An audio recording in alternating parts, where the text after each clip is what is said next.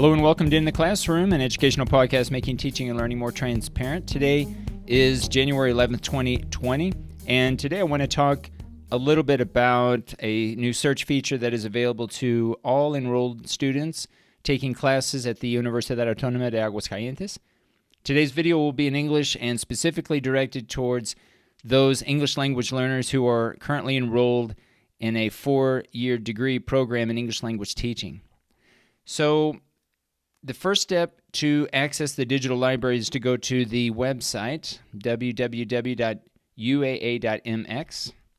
At the top, you'll see a link that goes directly to the digital library, where you'll find a feature now that is available that allows you to type in different search terms, and these search terms then will scour all of the databases that are available to you as an enrolled student at the university. Just so that you see the different databases, if you go under Digital Library where it says it has a list of all of the different databases. Here you'll find individual databases if you want to go into each one of these and do searches for your key terms. Okay, that's certainly a possibility, and certainly is how we've typically done it in the past. But now we have a new feature where we can use this search term, and I'm going to go ahead and type in a quite long list of search terms, and I'll come back to this here in a minute when we talk about a Boolean search. But I'm going to go ahead and include a few terms here.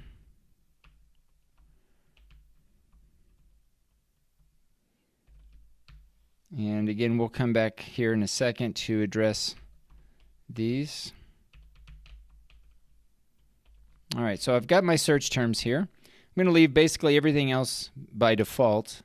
This will open up another window. Now, I'm currently on an iPad. This should also work on any mobile device, on your cell phone. Just open up your browser and follow the same steps that I'm doing here. This should give you similar results. Of course, if you're on a PC, you might find it easier to save documents, and I'm not going to go into looking in at each individual source here that I find or each of the documents, but I think a good tip when you're looking for articles, when you find them and you think that it's an article of interest, you'll want to save these, and we're going to talk about that here as well. So I've got my search terms here. And the first thing you'll need to do is authenticate or sign in as a student. Okay, so make sure that you sign in.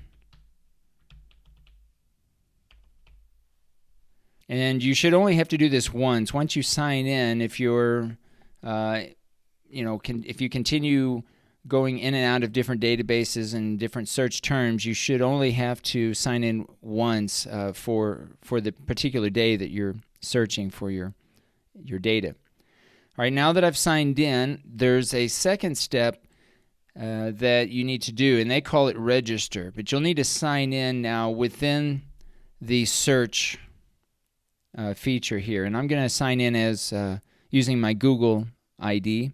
Now, once you've signed in, both to the databases themselves as well as now the search feature, if you go under My Session, you'll notice that, well, in my case, I have a few sources that I've saved. All right, so let's go back here and let's look at some other features here. So I've done a quite advanced search. I've done a Boolean search, and we'll go back to that here in a second. But if you look along the left-hand side of your screen, you'll see additional ways that you can filter through some of your results. So currently, I have approximately, looks like 22,997 results using the current search that I have listed above. If I scroll down here, I'm going to want to try to filter and include only the full text that are available to me. Now, currently, at the time of this recording, I've been told that there are some issues with this filter. It may or may not work, but if it doesn't, I'll show you some additional tips to find what you're looking for. But suffice it to say, I think it's worth having this selected. Full text, available in library collection, leave that by default. And then I'm going to also select academic journals. You'll notice underneath academic journals it says 15,149, so presumably that is the number of searches or finds that will be included given my search terms. And in fact it is. I have 15,149 down from 22,000. So the filter has been successful. I'm going to scroll down even more. Let's see what else I can do here. So I scroll down here. If you select material, materia, let's say I only want higher education. I can select that. Now it's going to automatically update. So notice each time you select one of these filters, it will automatically update. So now I'm down to 7,675. Go down here a little bit more. And let's say I want to focus on second language learning, or maybe just college students. Okay, so I'll select that.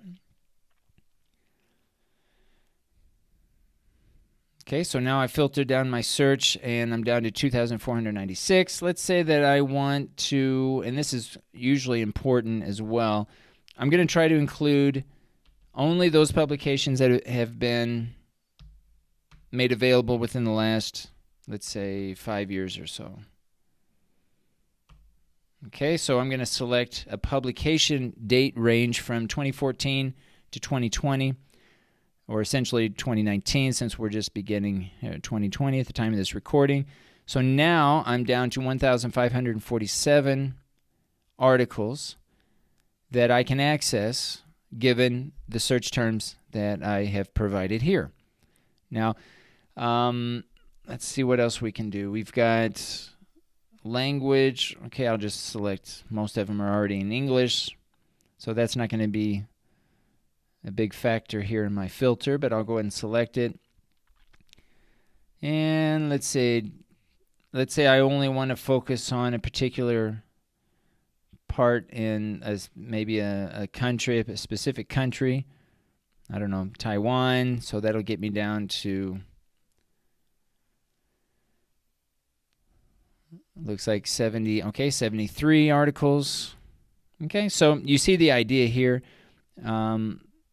And you can also do this if you want to select specific databases. Now, the benefit, again, of using this feature is that it's going to automatically search all of the databases. It's going to scour through all of the databases and provide one central location where you can find all of these. So it probably, at least at the beginning, will defeat the purpose if you go first and try to filter through each one of these databases, because, again, the value in using this feature is that it's going to search all of the databases. But of course, if you're going through and filtering and experimenting with different filters to see what kind of results you get, you may or may not. You may decide to try to filter through a specific database if you think it's necessary.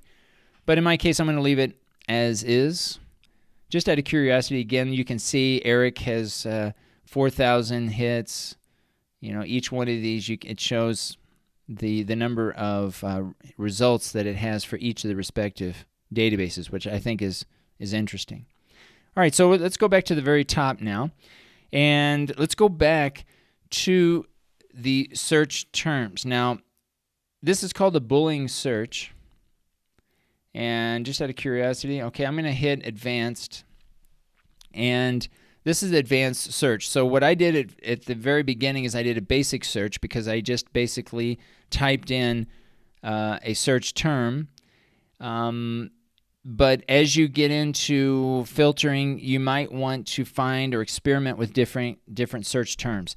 So you'll notice here that I have a string of different search terms, and you'll notice different operators that I've used. I've used and, or, and not. I've also used this wildcard, this asterisk, which I'll explain here in a second, and I've also used quotation marks. So let's begin here with written feedback. So when I included this as a search term or as a key term, I wanted to search the term written feedback together as a phrase, not individual words written as one word and feedback as another. If I don't have these quotation marks, then that is the type of search that will result. It will search for each of these words individually, not necessarily together. But I wanted to find written feedback as a phrase, so I included it as I included both words within quotation marks. Now, I have the word and. Notice that it's in all caps, so any operators that you use for a Boolean search, make sure that you include the word as all in uppercase. So I have and EFL. Now, EFL is an abbreviation for English as a foreign language, but what I want here is a search that will find written feedback and will find the search term EFL. Now, I've included or because I'm also searching for ESL. So for my particular case, it doesn't matter if the search, if I find articles that relate to EFL or others that relate to ESL, either one for me is fine for the purposes of my research or my academic essay that I'm trying to complete. So I'm going to use the operator OR to search EFL or ESL. Now, I've included a third operator, not, all in uppercase. So notice again, and, or, and not, all in uppercase letters. And I have child with an asterisk. So what I'm doing here is I want to exclude any mention of child, and because I have the asterisk, this is called a wildcard, it's going to basically search for any word that begins with child, such as children.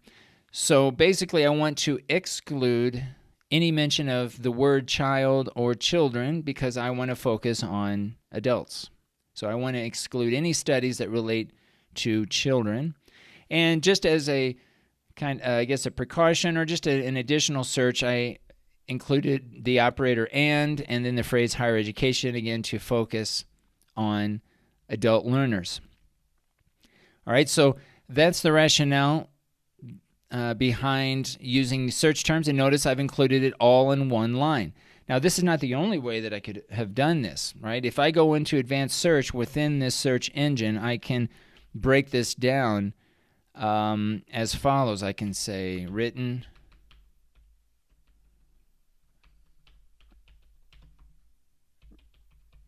feedback, and then notice they have the operators here in the advanced search, so I can type in EFL,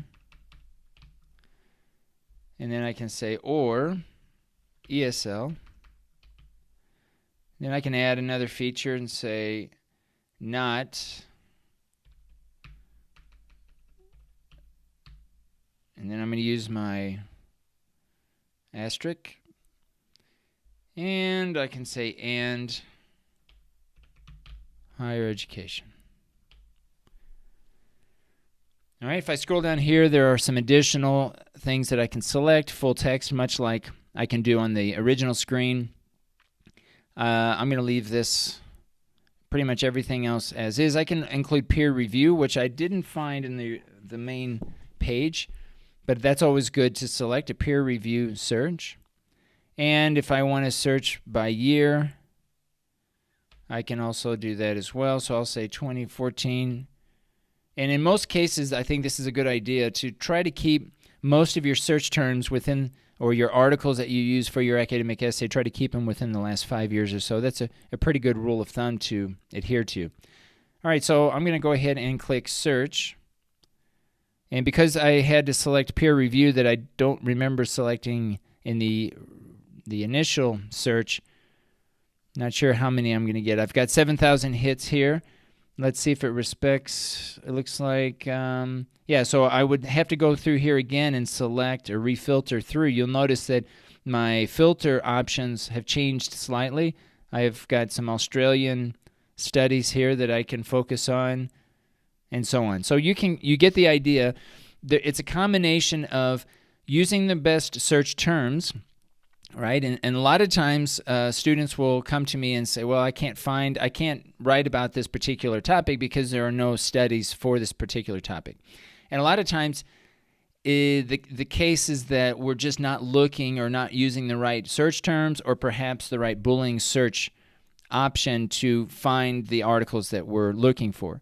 So try to combine your search using really good search terms, good keywords, making sure that you understand a Boolean search and you're using that to help filter through your search, and that you're using the filters that are available to you in this search engine and allowing this to search through all of the databases that you have available here at the university. And this is one of the key benefits of being a student at the university, is having access to all of these databases that allow you to find the articles, the research articles that you are looking for.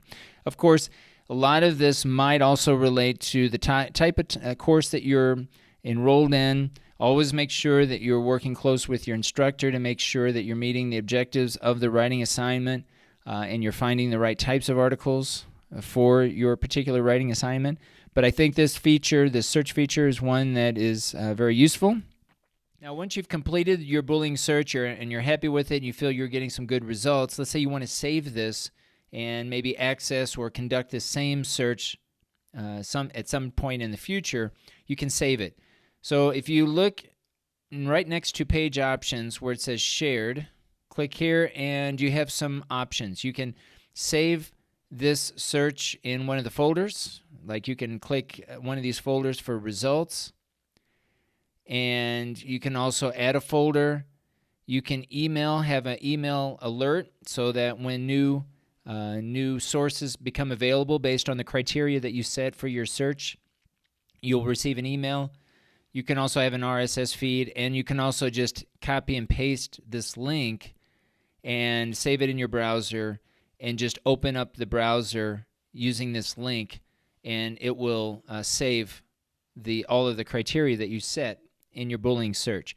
So I would use this as well, especially when you're using maybe a search that you find is very useful and you want to access it in the future. You can have this available to use as well. Now, let's say that you go through this Boolean search and you go through the filtering options and you're still not getting the results that you need. Then it's just a matter of experimenting with different search terms. Now, in my case, I'm choosing terms that really there's a lot of research available that I'm finding. So it's not really an issue, but there might be a case where some of the search terms are more obscure or less common and you're not getting the results to even filter. Then that's when we can sit down and discuss the key terms that you're using and maybe experiment with a few others and see what kind of results that you get. Maybe even in some cases alter maybe slightly the focus of your research in order for you to find the information needed to conduct your research or to write your paper. So let's say now that you have completed your search and you have some articles now that you want to save. Remember that you have to register first. You have to sign in.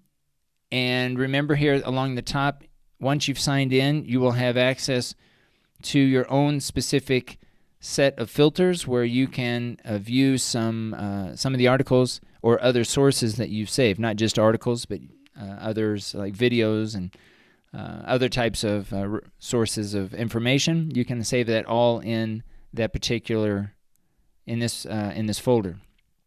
So let's say that I scroll down and I want to save some of these articles.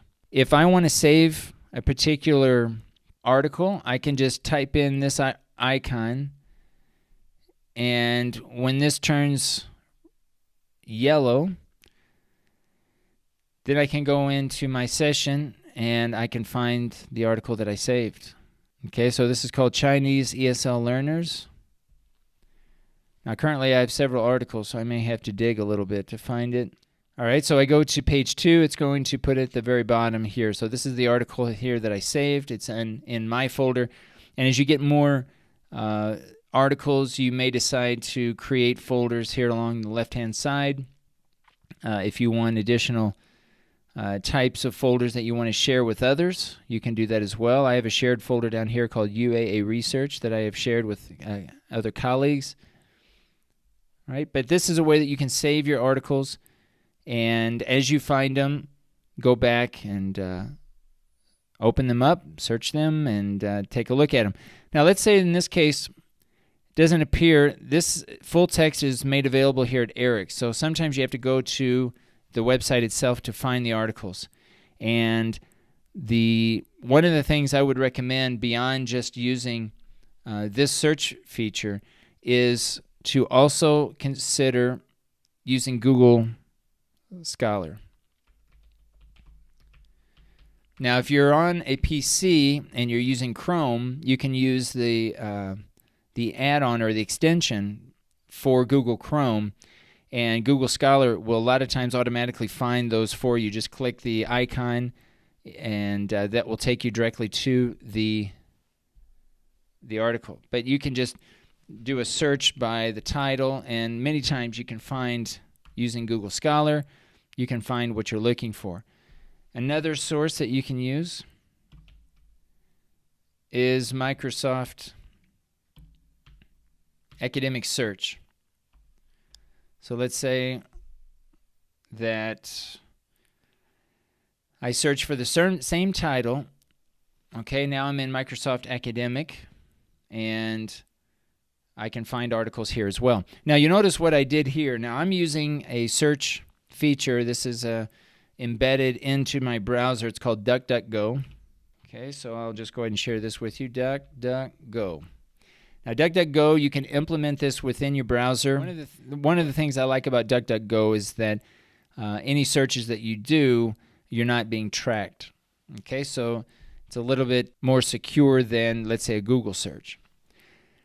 But beyond that, one of the things I really like is that they have what are called bangs, B-A-N-G-S, and you can activate a bang by using the exclamation mark and then different codes. So, for example, what I just did is I hit MSA. This is Microsoft Academic, and then I just typed in the title of the article. And what that does is it automatically takes you to that place, and it will search within that web page. If I wanted to type in or do a search in Wikipedia, and I'm just using the same term just for simplicity, it takes me directly to Wikipedia, and it does that search. If I want to search YouTube, notice that it automatically searches directly into YouTube. So I really like, once you become familiar with the different bangs, you can start using these and really streamlining your search activities over the internet. So you can use that as a complement to using this other search feature within the digital library at the university. And I think by using Google Scholar,